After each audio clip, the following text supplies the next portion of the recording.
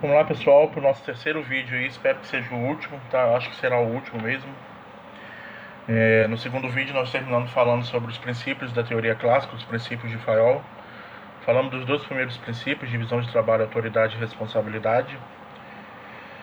Na matéria que eu passei para vocês aí, agora que eu anotei, o terceiro princípio não está aí, tá? O terceiro princípio é disciplina, mas ele tem na apostila, tá bom? Disciplina significa fazer as coisas certas, né? Fazer o que as regras estabelecem, fazer aquilo que está lá no manual de instrução, que está no seu contrato de trabalho, que está nas regras que a empresa te deu quando você entrou para começar a trabalhar, tá? E conta também a parte de equidade entre os funcionários, né? Uma suspensão, uma penalização, tudo isso conta como disciplina, tanto do funcionário quanto da empresa, né? O que a gente cobra muito dentro das empresas hoje em dia é a equidade, né?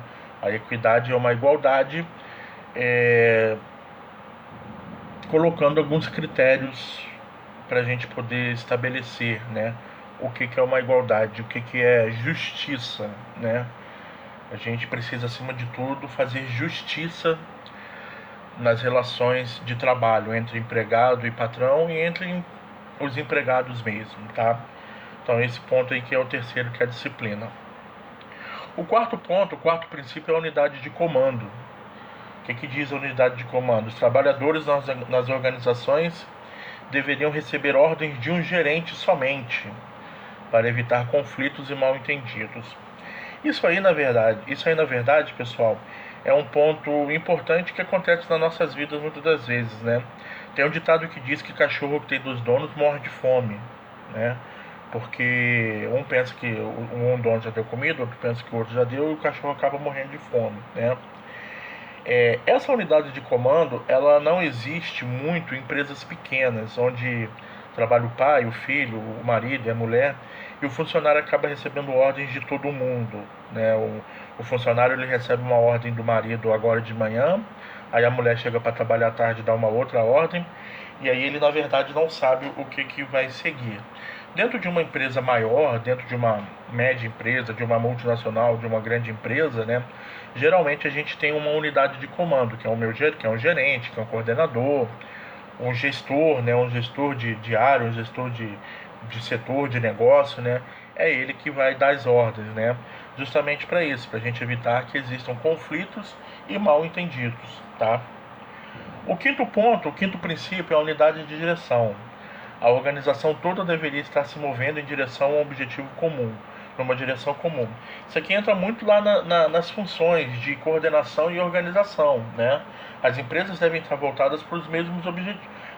Os setores da empresa devem estar voltados para os mesmos objetivos, visando sempre a mesma coisa, né? Todo mundo remando para o mesmo lado. Isso é muito importante dentro da empresa, tá? Sexto princípio: subordinação do interesse individual ao interesse geral. O que significa isso? Os interesses de uma pessoa ou grupo não deveriam prevalecer sobre os interesses da organização como um todo.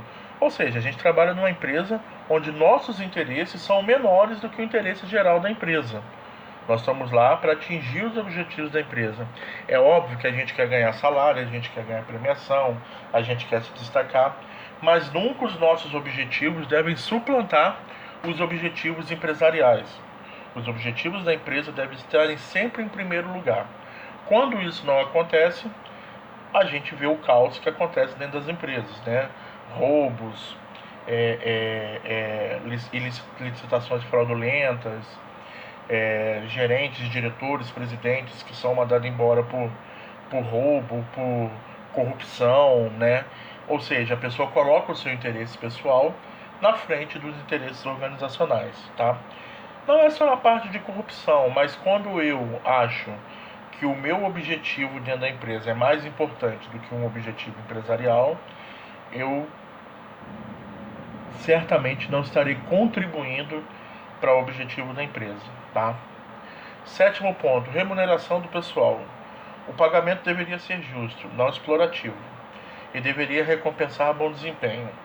Deveriam ser usados vários modos de pagamento, tais como tempo, trabalho, razão de produção e etc. Recompensas não financeiras também deveriam ser usadas. Fayol já avisava ali o seguinte, que dinheiro não é a única forma de se recompensar alguém ou de se remunerar alguém, um funcionário, né? O que a gente nota aí? A gente nota aí o seguinte, Fayol já tinha em mente outros tipos de remuneração, tá? E isso, pessoal, hoje em dia a gente não pode contar, né? Plano de saúde, cesta básica, né? Isso aí não entra, isso aí é quase hoje uma obrigação da empresa. A remuneração pelo bom desempenho, tá? Ela vem no salário, vem em bônus, vem em participação de lucro, vem numa premiação, vem na comissão, tá? E isso vai sendo ajustado de acordo com a função que você tem, o tempo de trabalho, o que você produziu num período de tempo, ou seja, a sua produtividade, né? Então, entra vários fatores. E as recompensas não financeiras pode ser o quê? Uma viagem, uma semana de folga, uma promoção, né? Então, são vários fatores que entram aí na remuneração do pessoal. O oitavo item, princípio, é a centralização. Segundo a definição de Fayol, a centralização era como a diminuição da importância do papel do subordinado, enquanto a descentralização era a elevação dessa importância. Os graus de centralização e descentralização adotados dependem de cada organização específica na qual o gerente está trabalhando. O que é centralização e descentralização na verdade, né? Centralização é o gestor concentrar todas as decisões na sua mão, tá? Ou seja, é o cara que toma todas as decisões. E a descentralização é o contrário. Descentralização é o gestor dar poder aos seus subordinados para que eles possam tomar decisões, tá? O que é o certo e o que é o errado aí nesse ponto, pessoal? Não existe certo, não existe errado nesse ponto. Eu acho que existe um meio termo aí, né? A gente não pode centralizar tudo e nem descentralizar tudo, tá? Tem que haver um bom senso e um meio termo. Vamos pegar o exemplo de um gerente financeiro, tá? Um gerente financeiro centralizador, o que ele faz? Se a empresa precisa comprar uma caneta que custa 30 centavos, essa autorização tem que passar pela mão dele. E se a empresa tem que comprar uma máquina de R$ 1 milhão, essa autorização tem que passar pela mão dele também, tá? Ele é um cara centralizador. Agora, o que é um gerente, um gestor descentralizador? O gestor descentralizador é aquele que fala o seguinte, continuando no exemplo financeiro, né? Compras, né, ou negociações que têm valores até, sei lá, vamos chutar aí, R$ 5.000, o meu supervisor, o meu subordinado, né, se eu sou um gerente, ele tem total autonomia de assinar e de autorizar, tá? Acima disso, tem que ser comigo, né? Por quê, pessoal? Por que acontece isso? Porque você dá uma responsabilidade para o seu subordinado, né, até certo ponto, e quando você percebe que a partir dali as coisas começam a se complicar e precisa do seu aval, você pega para você, né? Então é mais ou menos assim que funciona, tá? Então eu tenho o centralizador e o descentralizador. O que é melhor? Um ou outro? Nenhum dos dois. É você ter o meio termo, né? Porque se você sai, se você está viajando, se você está doente, a empresa vai parar, né? Porque você é um centralizador. Ou você está na empresa, mas tudo que acontece abaixo de você, o pessoal resolve e estoura uma bomba depois que você vai saber. Aí você é um descentralizador de tudo. Então você tem que ter um bom senso para centralizar algumas coisas e descentralizar outras, tá? O nono ponto é a cadeia escalar. O que é a cadeia escalar? Fayol definiu como a linha de autoridade. Queria significar certa quantidade de autoridade correspondente à posição hierárquica, mas significava também que níveis mais baixos de administradores deveriam sempre manter os níveis mais altos informados das suas atividades. Eu estou falando ali basicamente de hierarquia, né, gente? O que é hierarquia? Hierarquia são postos que você ocupa dentro da empresa. Você pegar o quartel, você tem o soldado, cabo, sargento, né, subtenente, tenente. Então você tem uma hierarquia, né? O soldado obedece ordens do cabo, do sargento, né? E o general é a alta patente lá do exército que comanda todo mundo.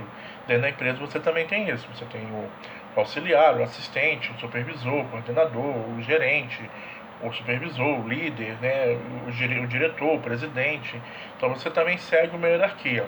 O que ele está falando ali? Está falando que os níveis mais baixos deveriam sempre informar o que está acontecendo para os níveis superiores.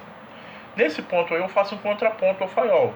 Eu falo que os gestores de níveis superiores, né, obviamente, os que estão lá em cima, deveriam sempre informar o que acontece aos níveis inferiores e eles buscarem as informações que eles precisam lá embaixo.